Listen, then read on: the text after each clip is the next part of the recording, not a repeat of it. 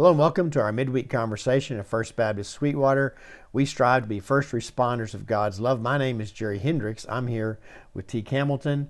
And Teak, I'm going to set you up well today. I just want you to know that in advance. And you sort of preempted it by wearing this T-shirt today. Right, Hickory Crawdads. So Sunday after church, I was talking to Sharon. We were talking about the contrast of the 2 weeks and the messages from going from the kind of heavy sermon on Nathan and David and Nathan confronting David, and then this week getting to talk about someone who was an encourager. And apparently I had an extremely long introduction that had to do with basketball. And I'm the one that brought that up. Sharon did not say anything. Oh, okay. I said, I feel like the introduction went a little bit long. I was surprised when you said, now we're getting to the scripture. And I was like, whoa, it's 11:12. But I did intro work before I did. You did. I told the story. Don't hammer me that hard. I'm not. I don't care. But so I decided Sunday afternoon, we're gonna intro our podcast by talking about baseball. I like that. I can do that. So, well, you'll have to take the lead there because I got nothing. So your T-shirt, tell us about that. This is the High A minor league team for the Texas Rangers, the Hickory Crawdads. And so I wore it today because pitchers and catchers report today. If they're playing in the World Baseball Classic, they can report today. Okay. The rest of them will report on the 15th. All right. So I'm excited. Baseball is here. So Texas Rangers have a major league team also? Yes. Okay. Yes, they do. Oh, that's good to know. They're going to win the World Series this year. I'm just going to go ahead and get on the record. Listen, you do that, you start to sound like Dallas Cowboy fans. No, because I'm a realist. I didn't say that when I knew we were bad. We have a chance now. Vegas says so. I haven't consulted with Vegas on this one, but anyways. Yeah. I don't watch baseball, but I do watched some I watch baseball. The standings. You've watched some live. We've been to games together. Yeah, now live games, I'll do live games, but as far as watching on television, I don't do that. But I do watch the standings. I keep up with it, and I feel bad that the Rangers keep disappointing some of my good friends. And but it's like hope springs eternal. But it's a long season, and so it's a long season of hope. It is, but I'm in. I love it.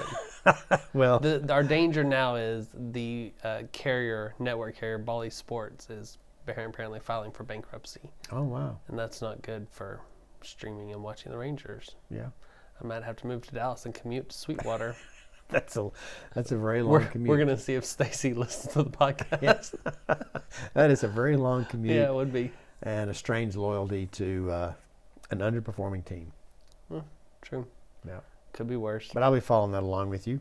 Maybe it'll give us something to chat about here in the next few weeks. Yeah, because we can't talk about Spurs. It was really hard for me Sunday not to say go Spurs go when you started talking about the Mavs. I'm like, nobody cares about the Mavs. I just said one thing about the Mavs. I know, and I love that they got Kyrie Irving. You're worried about them. I'm just so excited. I'm like, I hope it's dysfunction. Yeah. Kind of like the poor Spurs are right now, tanking. Yeah, it was a fun week. This is, of course, as I shared last week, I did basketball 6 days, 6 out of 7 days last week. I did watch a little bit of the Celtics yesterday or Sunday, and I'm sure I did a little bit the week before because this whole thing of not having football on Sundays does kind of throw me off a bit. Why? You nap? But I like to go to sleep and wake up to games.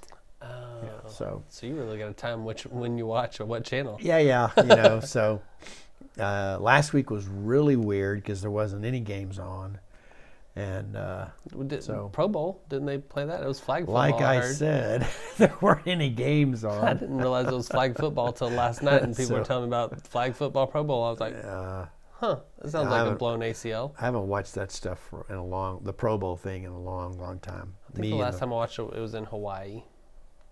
Yeah, you were in Hawaii? No, goodness, no. Oh, the Pro Bowl was. Okay, I remember it. Well, let's.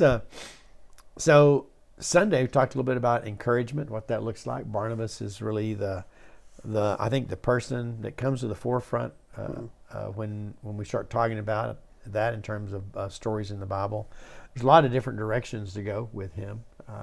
And when you get into it, I think, I'm not sure I chose the best place to have the dialogue about him.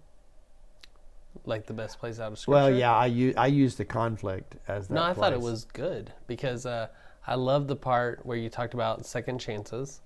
And I also like that you kind of were honest about Paul and kind of, high performer wants high performers. But later on, he comes to his senses and says, John Mark's important to me. Yeah. And he's important to ministry. And no, I liked it. Yeah. And I'm sure that's all that counts. Well, today it is on this podcast. Apparently, True, it is until it gets uploaded. I'm all that counts. No, it is an interesting story, and in thinking about just that relationship and how it had developed, because Paul, I don't think you can. It's safe. I don't think it's safe to say that he wouldn't have had the ministry he had without Barnabas. But he definitely got his start. Oh, yeah. Because of Barnabas. Yeah. And that has to be, and I know situations play out like that in real life.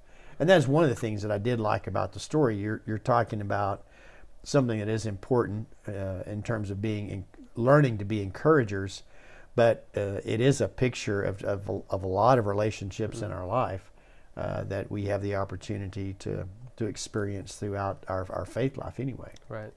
I liked when you talked about we need to be encouragers, because it's so easy to get negative in our own lives, in our dealings with other people, just be negative. And I'm guilty of it too. I do it, and I figure I'm a pretty upbeat person most of the time. But yeah, be intentionally going out and being an encourager. Yeah, I think that it's if we can learn to set the tone, even with people, maybe particularly, practically speaking, particularly with people that we don't know, it creates a habit and a pattern for the way that we want to treat people. And it is challenging, I think, because if you strive, and I do advocate for setting the bar high in terms of us trying to be those encouragers, it does hold me, and I have to hold myself in check on that, because I love people, and a part of my experience in loving people are the uniqueness that they bring to humanity or to life.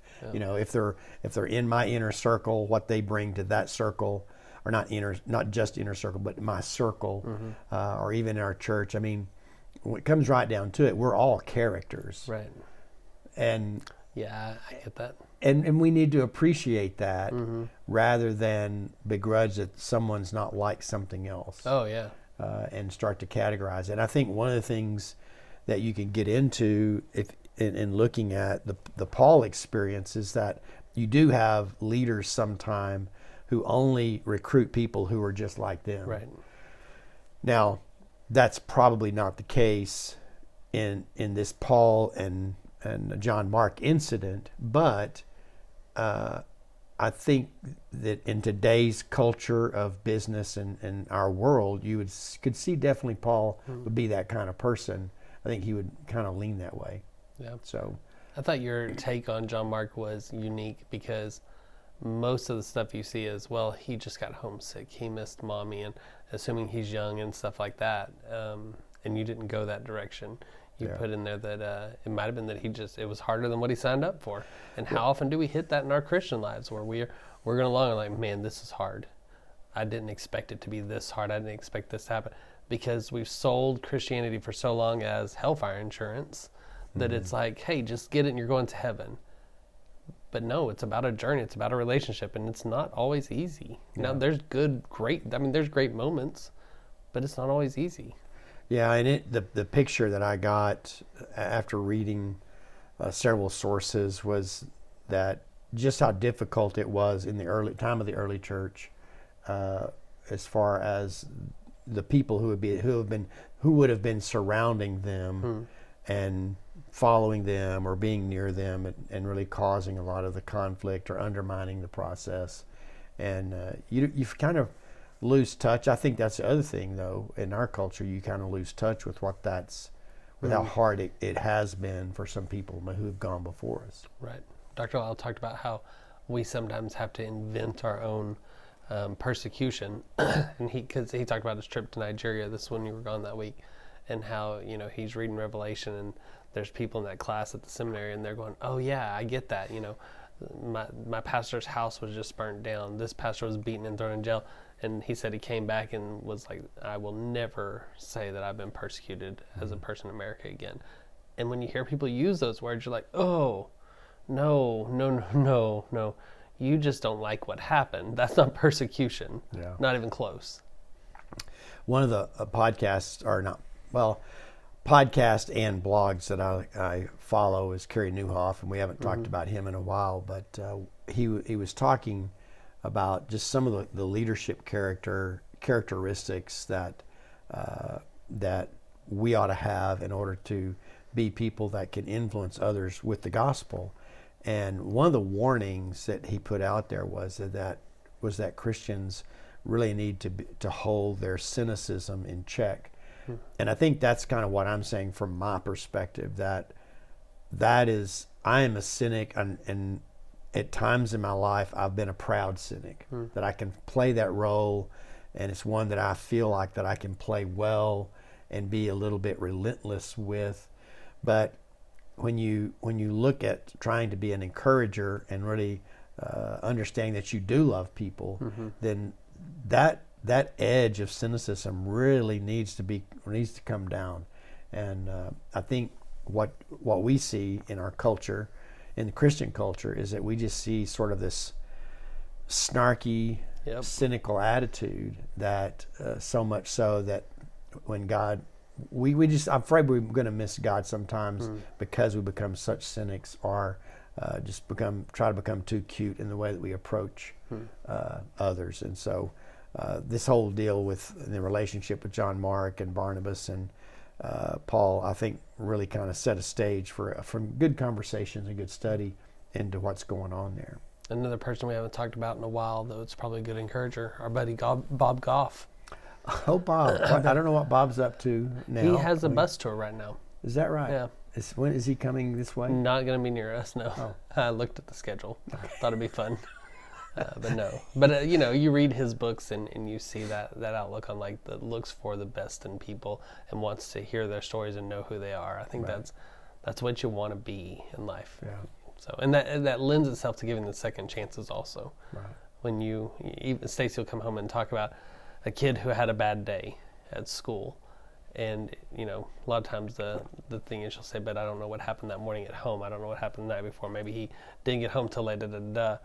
And so she's got that natural outlook that even if a kid just really drives you nuts, what happened to cause that? Because that's not normal for that kid. Right. So, and I think we do want to be aware of that, and I think we are aware of that on Sundays, Sunday to Sunday, and the activities we have. But sometimes what gets us is that in between time, right? And hopefully we can take steps to be better people in regard to that, because I do think there's the gospel is there in the way that we treat other people, and so anyways, a lot of ways to grow there.